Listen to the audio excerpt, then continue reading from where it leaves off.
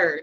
It's Elaine Lindsay of Business Banter Plus TV. So good to be back, and I'm really excited to be here with an old friend that I've now known quite a number of years. Keith Keller, he is the Twitter wonder from down under, and we're going to be talking about his entire journey. Keith got into video, honestly, kicking and screaming, and we'll talk about that too. And now he's absolutely the king of video on Twitter. He's going to give you some phenomenal tips and tweaks, and we're going to talk about just what it was like in the early days, all the different platforms we've seen, been, done, and some of them are gone. So let me say, welcome, Keith. It's wonderful to have you here. Oh, look, it's so wonderful to be here. I'm in Melbourne, Australia. It's Friday morning. You're in Canada. It's Thursday night. And again, we're playing this global game, aren't we? We certainly are, and that's I think that's been sort of the thread through our journey this whole time, is that global, team. We used to be on a team of 5, and we were pretty global. We were from all over, but Keith and I have kind of come through a number of different places. We will get to all his Twitter stuff, but I want to first mention the fact that, kudos to you, hats off for taking the bull by the horns once you got over your video fear a few years ago. And now you are honestly the video king on Twitter. It's great. I love watching. I really enjoy it. I really enjoy it. Yeah, and see, now I should have put that on paper years ago, because I did tell you one of these days you are gonna love doing this. Actually, a very, very similar analogy for Twitter. I've been interviewed many times about Twitter, and the real idea is that once you get it, you can't stop. Yeah. And I get video now. Yeah. Get it. Understand it. And I dig it. What we also want to tell people, because I think this is pertinent, Keith started out, and I have pictures, okay? I'm going to put them on your page later, but I have pictures from you as a teenager when you were doing your music. Yeah. So that I understand. If I remember correctly, that was part of your early forays in Twitter. You were helping musicians really get a handle on what Twitter was. Well, the picture you're referring to was when I was 16 in 1982. I'm a guy, I don't mind talking about my age. But I was 16 and I worked at the local radio show while I was in year 11, the 5th year of high school. And I decided, well, this is it. I love the audio file. I love the vibe of music and creative thought. So I've been really doing something in that space ever since.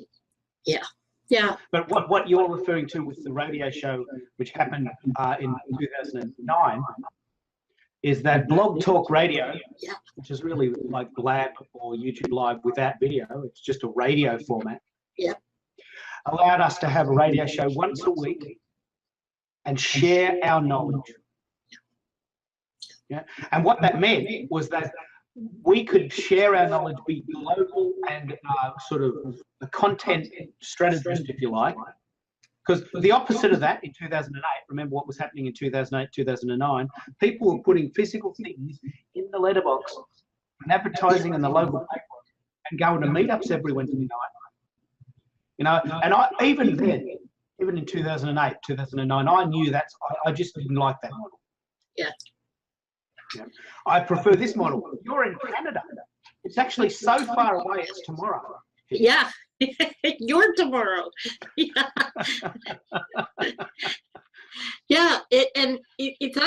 It's very interesting, because although you don't have the extremes of weather we do, that's another really good reason for where we are now. Being able to do video, takes away from, we've had, we had insane amounts of snow. A couple of years ago, we had, 10.5 feet of snow, or What am I saying? This year in January, we got a notice from our snow removal people telling us we'd gone over the 10 feet. So Oh, anything they did going forward was going to cost extra. Think about 10 feet of snow. That's a lot of snow. And quite frankly, sometimes you can't get out of your driveway. You know, the big city plow comes, they back up all that snow, and you're stuck there. With video, you're never stuck. You can have a meeting anytime, anywhere. And we've even gone to the space station. We're not limited by that's right. yeah. Yes, Commander Hadfield. Yep. You're talking about Commander Hadfield? What a dude. He's a Canadian, isn't he? Yes, he is. He's a very talented and musical Canadian.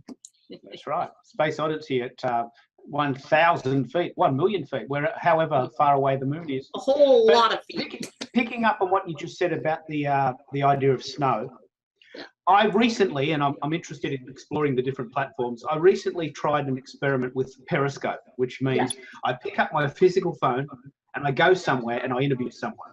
Right? Now, that was fantastic, but first of all, I had to drive there. Second of all, I had to get a park. Third, we had to do the interview. Fourth, I had to come home in traffic.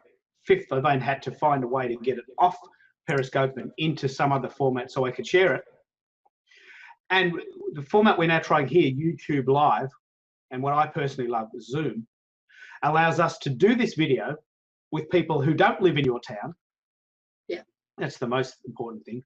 And second of all, when this video is finished, it will be a file which you can send to me, which I can edit in my inimitable style, because I'm now starting to, as you've discovered, create a style. And what I've decided is I'm going to become master of the Twitter video concept. Everyone's heard of YouTube and everyone knows how YouTube works, but with Twitter, you can have 140 seconds of video inside a tweet. Now, this is really quite revolutionary.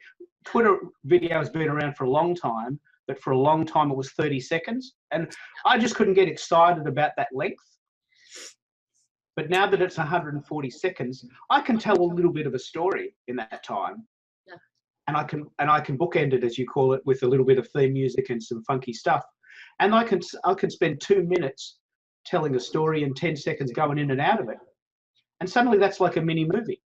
Yeah. I find that compelling. I find that interesting. Yeah. So that's where I'm playing around. It still relates to Twitter, but it's including the video element.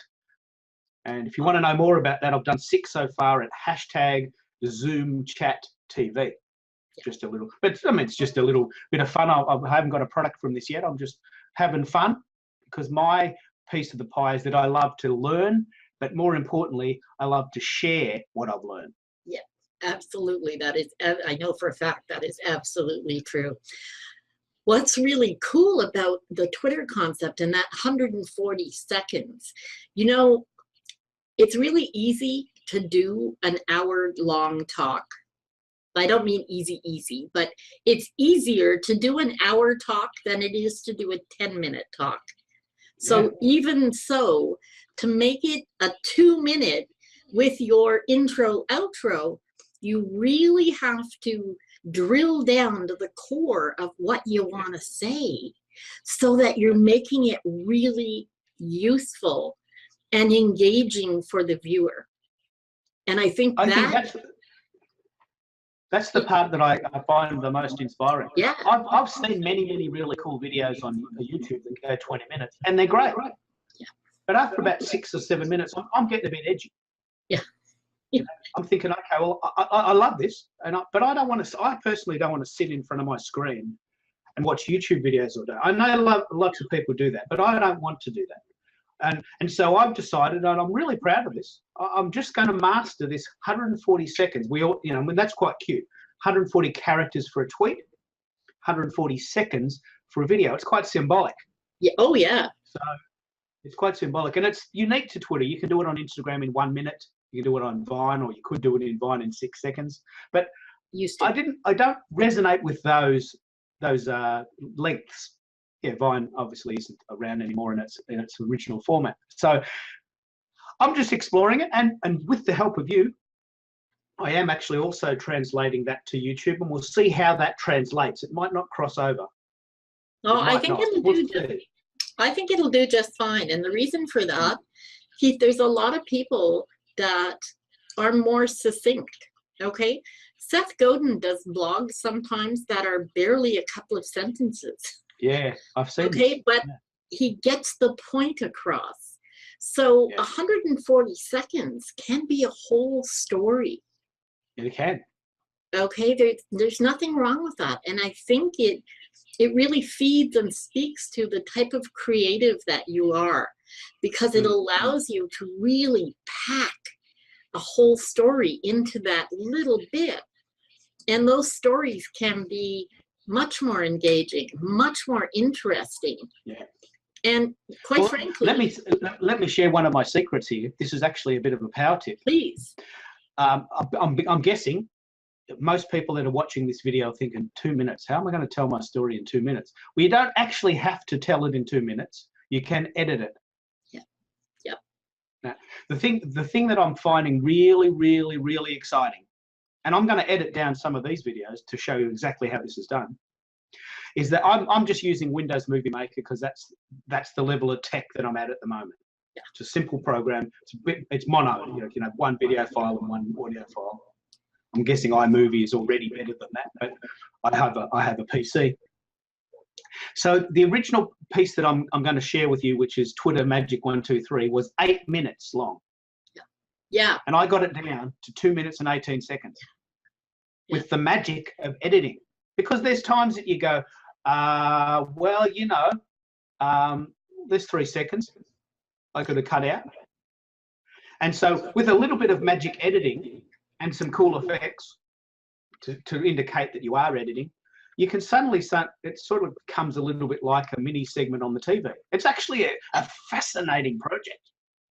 Oh, it's taking an 8-minute piece of goss, which I spoke at length from my heart, and I just distilled it down.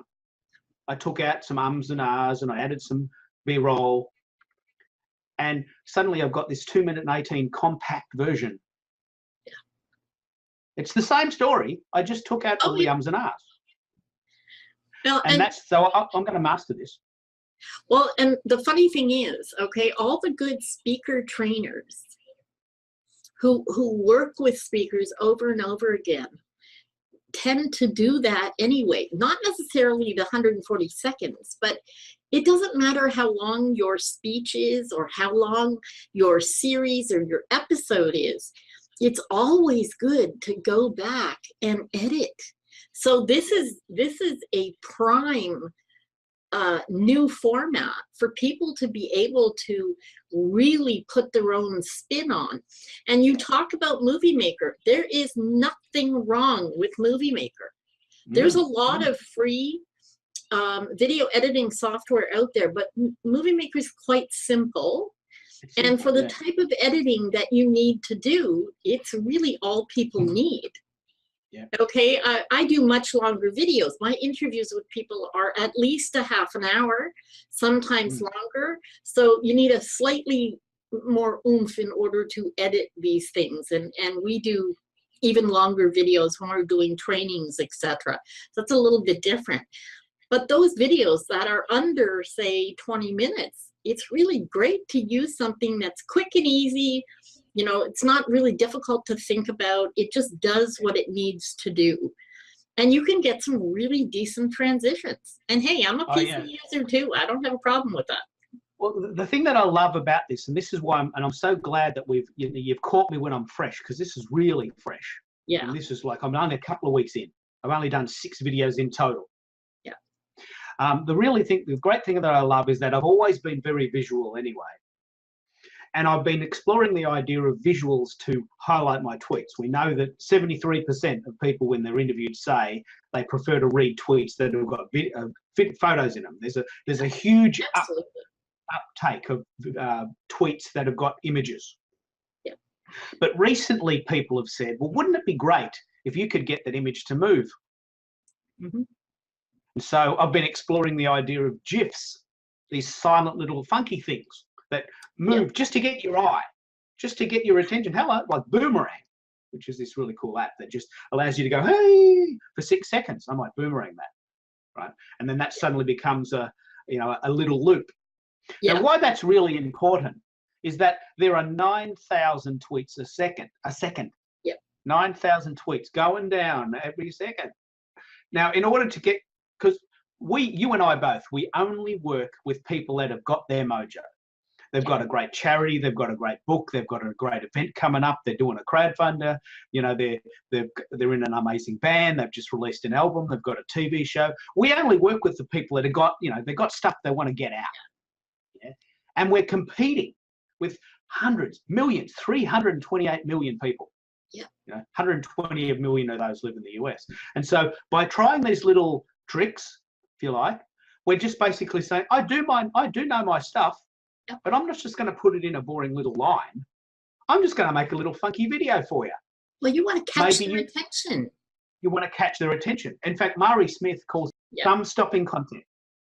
We've got to go down our phone and we're at Starbucks and we've got 3 minutes to catch up on all the day's news.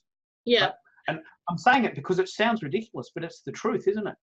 Yeah, we have zero time. We've got zero time to catch up on all that's happening. Yeah. So if a video can tell it in the same length as a 500-word article, I mean, what are you going to choose? You're going to choose this 2-minute video every time. Oh, absolutely. And we have to give a nod to that. There are different learning styles, and there are people who will take the video and then they'll go read the big long article. But it was the video, that quick grab, that got them interested in the first place. And the fact is, okay, by 2019, more than 75% of everything we do online is going to be video. Where did that quote originally come from? Was it? It came from Robert. It came from Robert, the head of YouTube.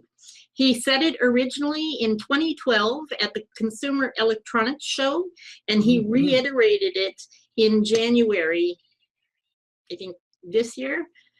And Cisco turned around and said, no, it's going to be 80% and it's going to be 2020.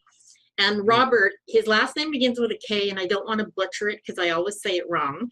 So I'm just going to say Robert K, head of YouTube.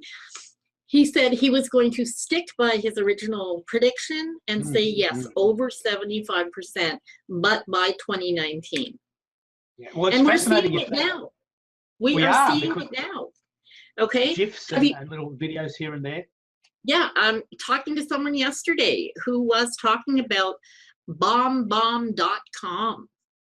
BombBomb.com does video for email. It's like constant contact, but video. Yes, it's becoming more popular. Yeah, it's like the little app Loom. Loom allows you to embed your videos in your email or whatever. You just do them. They're quick and dirty. You don't have to edit them. It can be a screen share. It can be a talking head. It can be whatever you want it to be. All of these little pieces, all these little apps, and all the little activities we have that can allow us to share on video. I think what's important to both you and I is the fact that video allows you to engage almost all the senses. Back in 2011, when we were first doing Hangouts, we were in a Hangout with Gopi Khalili, who is one of the heads of research and development at Google. And Gopi was showing us these kids coming down the slides. There was a young group of up-and-coming junior high students, grade 7 and 8, who were checking out Google. And as we talked, he said, the only thing we're missing is a sense of smell. And for now, I'm quite happy that it's missing, because I don't think that would always be great. That's not always going to add value. But it's so fascinating that you've said that, because I've turned the idea of 2019 75%, and I've run with the 80% by 2020 idea because that rolls off the tongue better. And subsequently, I've actually created a whole stream of consciousness called the 80-20-20 rule. Yeah. Picking up on that Pareto principle that 80% of things can be done in 20% of the time, and that 20% of the value comes from 80% 80% of the value comes from 20% of your 20% people. of your things. I'm taking that a bit further to say that by 2020, 80% of contact in the internet space will be video. I'm going to run with that. And that's the reason why I'm embracing video and why I now get it. Yeah. Yeah. And it's like the light goes on. It's there. Yeah. As you said, you've been doing Google Hangouts since 2011. They've been there. Yeah. But I didn't get it. Yeah. I didn't see the point. But this format here with me, it's a Friday morning. I've put a nice shirt on. I washed my hair. I had a shave, you know, which is something that I don't always do because we work from home and I don't have to. Yeah. And that was the part of it that I didn't want to do. That I didn't want to show my face. Yeah. Yeah. And once I got over that, and you certainly helped me with that.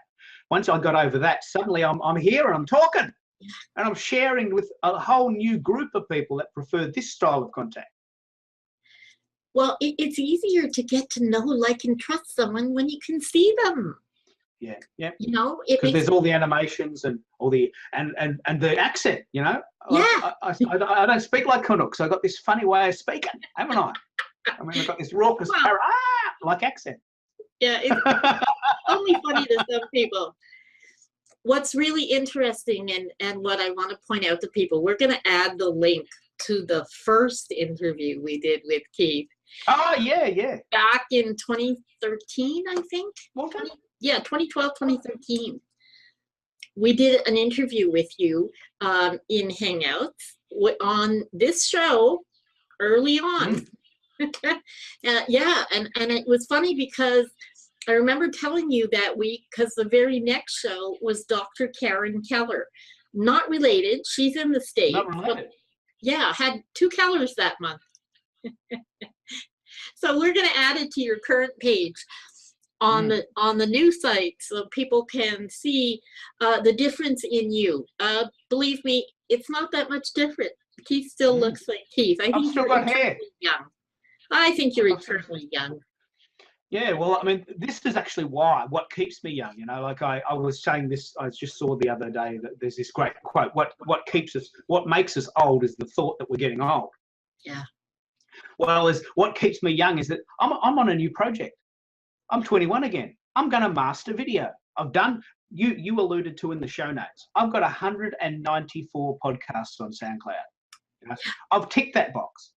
You know, I've done that. And I love podcasting. But podcasting only attracts the people that want to hear you. And that's only a very small number, maybe 20%.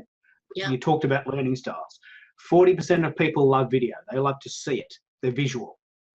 40% of people do want to walk away.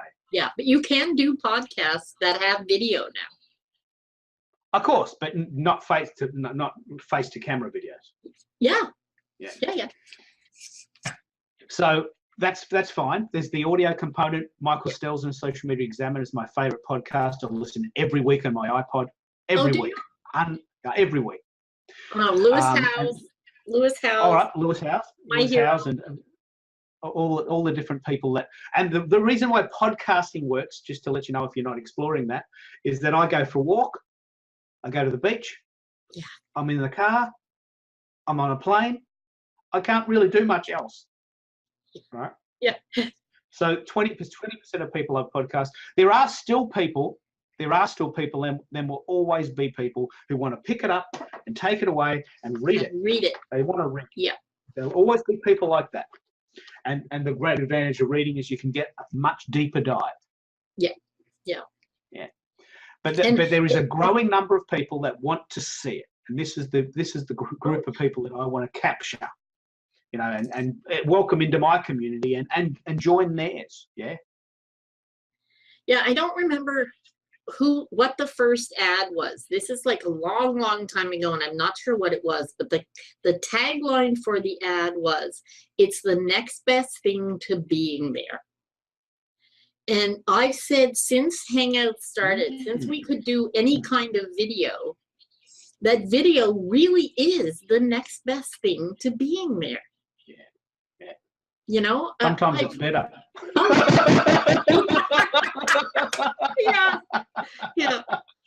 But you know, it's a phenomenal medium because over the years, okay, we've worked with people that were, you know, had been deployed to the Middle East, people that were, you know, way out in stations up in the Northwest, you know, up near the North Pole, down in Antarctica. We did an actual hangout live with a young lady whose brother was on Mount Everest, and we were at the base camp. I mean, there's so many applications. Google did a setup where they're using weather balloons in order to facilitate internet connections, and the testing grounds were in New Zealand. And they actually did all the first testing from this big sheep farm, because the farmer, he needed to know what the weather was. And with his dial-up, sometimes he was waiting for connections for days. You can't shear sheep when they're wet. Okay, you need to know. Okay. It's a practical application of a lot of these things. The thing that I find fascinating is that a lot of the stuff we're talking about seems almost like science fiction. Yeah. And it's really geeky. But when you say, okay, here's a sheep farmer in New Zealand who needs to know the weather, suddenly he gets the point of the internet. Yeah. He gets it. You know, I live a million miles away from the town. I don't need the internet. I don't care what Justin Bieber's doing. I don't want to see the latest Miley Cyrus video. I don't need to know that. But when it comes down to the fact I can't shear my sheep because it's raining tomorrow, that's right, and I need to know if or when the rain's going to come, suddenly he gets the information age. Yeah. And it's all about that. It's all about when you're ready to engage with it. And that's always been my premise. I work with the late majority, if you know what that means. I don't work with early adopters. No. I'm an early majority. I let people like you know, break things and then come back and say, look, this is worth doing. Let's have a go. But there's people that come after me that say, mate, once you've got it sorted and you know it's working, then I'll jump on. Yeah.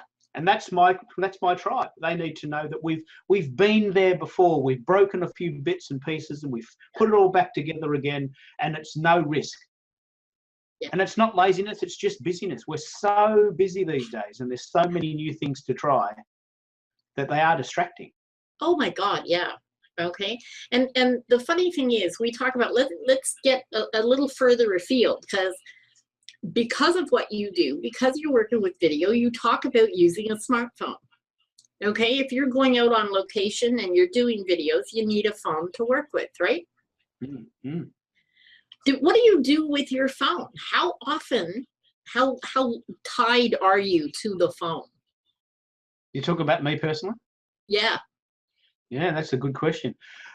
It's a very good question, because I'm now starting to find that a lot of apps are phone specific, Snapchat, Instagram, right? Yeah. Which I personally don't like. I don't want to be tied to my phone. I love creating content from the point of view that I'm on my PC, in my home office, in complete control of my surroundings. Yeah. And I can get a sense of safety there and a sense of quality there. Yeah. But what a lot of millennials are doing, and Gen Z, who are now starting to enter the workforce and do this, is that everything is being created on their phone, and Periscope and Meerkat, when it was around, it's gone now, but things like this are all based on apps. So I'm actually a little bit outside of that loop. I'm glad you asked that question, because it gave me a reason to explain why. I'm a little bit outside of the loop of being absolutely addicted to my phone. I personally use my phone to check my messages and to converse with real people. Yeah. I never create content on my phone. No, me either. I personally don't like that. I use the phone as a communication tool. Probably in its original intended format. But things like Snapchat and Instagram, you can create whole worlds on your phone. God, yeah. I was with Carlos Gill, who's a big proponent of Snapchat, back in February in Florida. And we were talking, because to me, it was just like, I just don't have the patience for this. Okay, it's there, it's gone. You have to be ready, camera ready every time you turn it on. Just not something that interests me. But I find it interesting because I've been talking to different people who, I find that there are a lot of people that are predominantly Twitter based that aren't quite as slavishly tied to the phone as the people of, say, Facebook. Okay. Have you noticed that? Is that a phenomenon you've noticed? Yeah, because I started talking to different people because LinkedIn is a big thing for me. Twitter is a big thing. Google Plus is still, Google My Business is important if you have a business. So I still do all of that. But for me, the phone is a tool that is sort of timed to when I'm in the office. The phone, normally it's turned off at this time of night because now is when we have dinner. And it's only turned on about 8:30 in the morning when I'm in the office. I don't understand the concept. They now talk about 85% of North Americans turn on their phone before their feet hit the floor out of bed. Like, that's a big deal. Well, and it's not just millennials. I don't turn mine off. Oh, okay. Wow. See, that's interesting to me. No, mine gets turned off every night, normally by 7 o'clock. Okay. I have hours that I have the phone on. I'll give you a big secret. I'll give you a really huge secret, which I know pisses everyone I know off. Everyone. What's that? I have my phone on silent. Oh, mine's always on silent. Always. My phone makes no noises. No. So if I've got my phone over there and someone's trying to call me, I have no idea. No. So it's actually a very good case in point. I think, and my wife might disagree with me, but I think I'm still in control of when I use my phone. Yeah. I'm not checking my messages every 2 minutes. No. And it doesn't matter if I miss them because they're in queue. This is actually one of the reasons I specifically love Twitter. Someone once asked me, and it's a very, very good sort of diversion, why, Keith, is there nothing going on in your Twitter stream about you chatting? The magic, for me, happens in the DMs. Yeah. Today I was chatting to a beautiful actress in LA. No one needs to know that. That's a chat we're having. Yeah. It's a chat we're having. And because we're having it, we can actually get, quite personal, if you like. I went to LA, here's where I stayed, here's my wife's name, here's some photos. I don't have to share. Building a relationship. Yeah. And it's not based on how many people are seeing that relationship. No. So for me, the DMs are where the magic happens. And I want to give you a really cool story, a really, really cool story about why Twitter is still relevant. Please do. Because we live on the global clock. This is one of the things that my wife may not know, but when she goes to bed at 9:30, because she gets up at 5:30, I quickly check my messages for the global clock. My friends in Canada and London and Paris. And the global marketing manager for Oracle followed me at like 11:12 p.m. on a Tuesday night. He lives in New York. And he says, "Oh, mate, if you're ever in New York, let's have a coffee. I think what you're doing is pretty interesting." It was 7:12 a.m. for him. He was just getting up, checking his messages before he was going to go to the office. And he says, "I'd love to get you in to the office if you're ever in New York." And we had a bit of a chat, a moment, if you like, for 2 or 3 minutes. And this is where it got really chunky. Actually, my friend is going to New York tomorrow. Why don't I hook you up? So here's my friend from Sydney, just about to jump on a plane to attend an influencer marketing conference in Toronto via New York. And here's me in my pajamas at 11:12 p.m. on a Tuesday night talking to the global marketing manager from Oracle about the world that we live in and how it's all global. And how he can see that my stream is valuable, it's rich, I'm sharing information, and there's value to him in there. So he trusts me. I introduce him to a friend of mine. They have coffee in New York in 3 days' time. This is the world that we live in. And a lot of that stuff, for me, is secret because it happens in the DMs. So you could look at my feed and think I'm a robot because it's just content. It's like a stream of content. You could think, well, what is he doing? There's nothing in there. But I know for sure underneath, I'm having chats. That's, I think, if nothing else, that's the reason why Twitter works so well. It's the networking. And that is one of the best tips you can take away from this show. Okay, understand what Keith just said. It's about the relationship you build one at a time. Yeah. It's got nothing to do with followers. Now, I'm going to say right off the bat, he's got a pile of followers, okay? But that's not the point. The point is being able to really connect with those people. Yeah. Okay? I think it's amazing that you and I can get together because over the years we've become friends. Okay? Like, I haven't been to Australia yet. Yeah. When you get rid of your spiders, I will go. But until then, this is the best format for me. Yeah. But, you know, being able to have friends. I have a friend, Jens, who lives on an island in the South Pacific. God bless him. Hi, Jens. And, you know, he's very lucky. He has really good Wi-Fi and he gets to do all he needs to do and live in paradise. Like, well, it's actually a very good point. Yeah. I live 10 minutes walk to the beach. This is a true story. I live 10 minutes walk to the beach here in Melbourne, Australia, but I live an hour from the city. And Australia has the 52nd slowest Wi-Fi in the world. Yeah. Right. So we're number 52 in the world. So our Wi-Fi is really slow. But I'm not giving that up.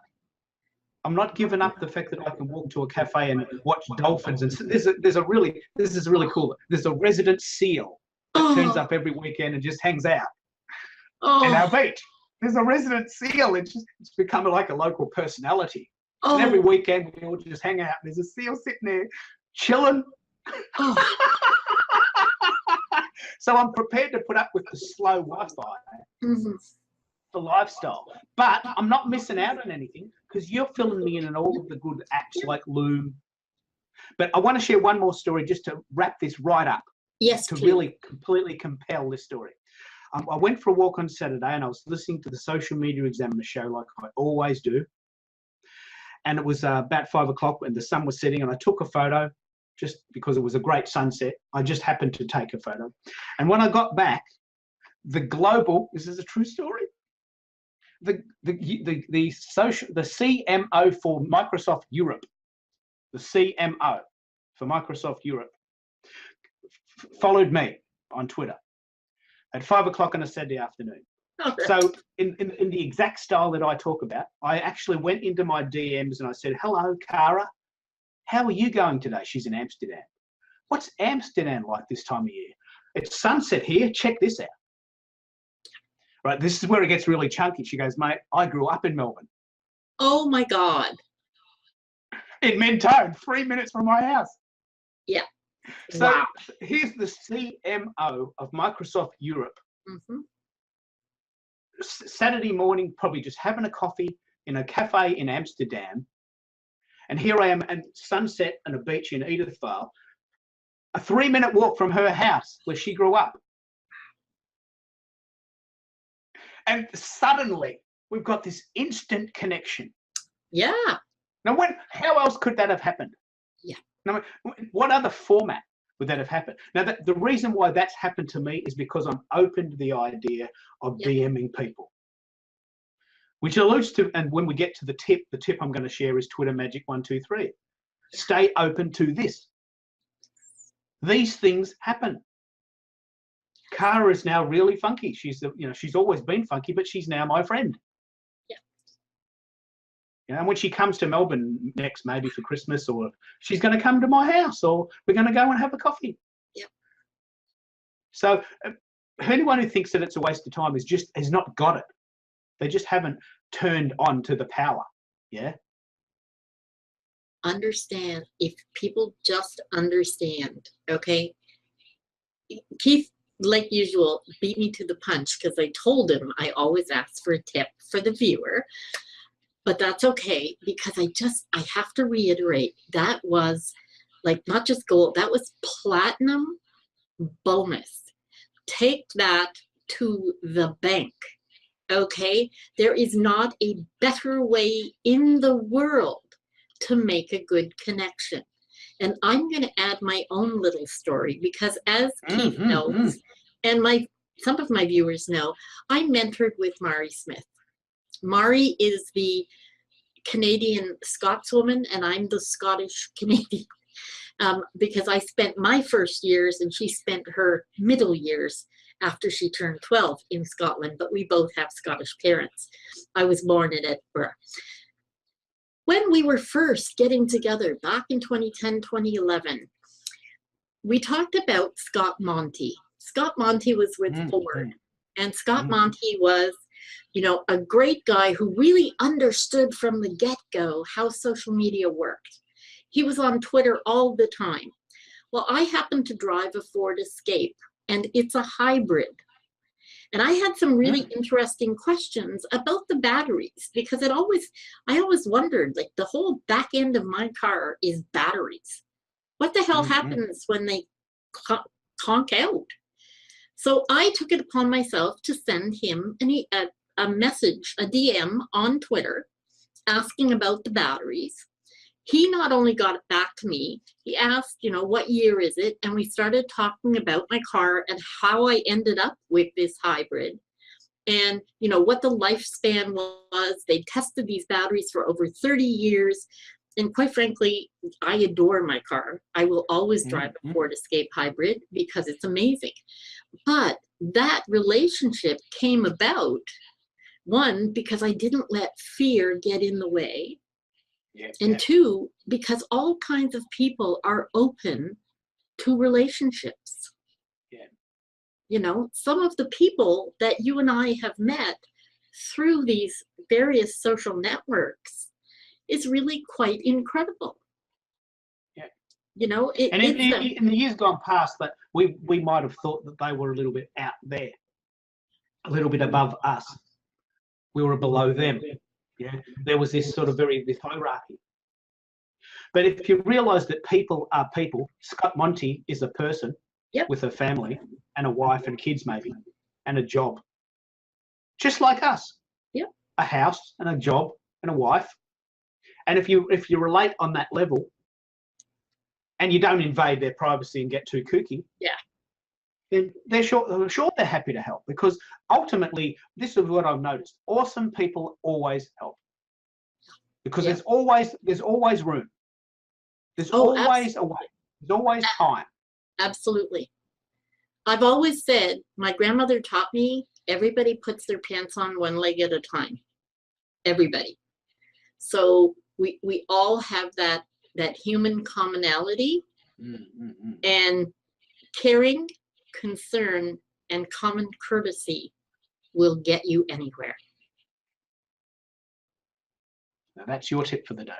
That's the one you can take. I was thinking, I'm not supposed to be the one giving the tip, but yes, good Lord, the time just flew by here. We're already like, wow. So I will add those links, and with Keith's permission, I want to add the image of Keith at 16, the young rocker, to his page on BBP, because I think it's really cute. We have all the ways that you can link with him through Twitter and Google Plus and LinkedIn. All of that is on the page. You'll see it down at the bottom. And make sure that you have the link there also to his website. He is super helpful. He's super incredible. And now you can take it away. Give them your implementable tip. Yeah. Okay. So one of the things I love is that up until this point in time, I've only ever delved deep into Twitter, and so much so that I have created a system. It's almost infallible. And I call it the Twitter Magic 1, 2, 3 system.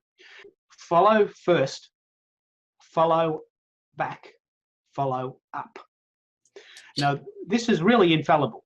If you take it from the point of view that okay, there's 328 million people on Twitter, 128 million people in the US, 5 million people in Australia. They don't all know you yet, and that's okay. If you take the initiative and be humble and say, I'm going to follow people first. I'm just going to reach out and say hello. I have enough strength of character to say, you don't know me yet. I think we could be friends. What do you think? Yeah, that's my absolute #1 premise. And I do that every day. I'm always looking for cool people to follow from the point of view that people don't know me yet. The second thing is I personally check my Twitter feed at least once a day, and I back the people that have followed me, except the spammers. Yep. But, you know, like today, this really beautiful actress in LA followed me. She's got a book out, and she's got this really healthy sub-project where she helps kids and helps people eat well, and it's a great project. So I thought, okay, I'll follow you. You let me know how I can help. Because you don't know me yet, and people don't know your project yet. Let's see if we can help each other. Follow back. But this is where the magic is. This is where these really great relationships happen. Follow up. Yeah. So, hello, Cara. How was Amsterdam today? It was, the sun just set in Melbourne. Here's a photo I took. Wow, Keith, I'm from Melbourne. Where do you live? I grew up near there. Follow up. Just say hello. Take a chance. The reason why this is so important is that so much of the world of social media, but especially Twitter, is automated. People go, oh, I just automatically send my Instagram photos to Twitter. That's enough. I have an automatic DM go out every day. That's enough. I have all my tweets on schedule. I never follow up. Oh. Okay, no worries. I know. You're missing out on all the magic. You're missing out on all the juice. Yeah. Yeah. Because people are people, and they want you to be involved in their story. And we're starting to notice, more importantly, people will help you too, because there's always time, there's always room. And if not, then okay, they're too busy for us. But Carlos Gil, great bloke. Oh yeah. You know, Jeff Bullis, great bloke. You know, these are people that are way above me in sort of the social media world, but they've got time for me and people like me. Yeah. And if Carlos Gil came to Melbourne, we would have a coffee. Oh yeah. Because he's just a great bloke. Yeah. That's very. So it's a matter of, so follow first, follow back, follow up. Unbelievable. I love it. Well, and I love you. Okay. This has been absolutely fabulous. Okay. It was so wonderful to be able to share you and have you be so open and share your magic with the viewers. Thank you so much, Keith. And the fact that you're up and ready and all primed, primped, and proper at 9 in the morning your time, I think that's just incredible. I had a shave for you. Wow. Well, I feel honored. And you know, because you saw me yesterday. Yeah. I feel very honored that you would shave. Our viewers should be thankful that Keith shaved for us. That's very nice. We live in a world where we can be a little bit more specific. I don't have to suit up anymore. I don't have to go into the city. I'm making a joke of it, but the point is that life's a bit more flexible now. Yeah. Yeah, and there has to be fun. Okay, I don't care what else you're doing. There has to be some fun, and being able to rib you a little about it, I think, is phenomenal. Absolutely, absolutely. And therein ends this incredible interview. I think if you don't take what you've just heard and run with it, I don't know, give your head a shake. That is so important. What Keith just gave you is, as I said, absolute platinum. This has been Keith Keller, the absolute Twitter king. Did I not tell you that? He's the wonder from down under, and he's already the king of Twitter. He's gonna be the total king of Twitter video. Just you watch. Need help with that? Give him a dingle. You'll find it, all the information on his page. I'm Elaine Lindsay of True Social Media. I'm your host, as always, with BBP TV, and I will see you next time. Are you our next guest? Drop us a line at bbp@tv.truesocial.com.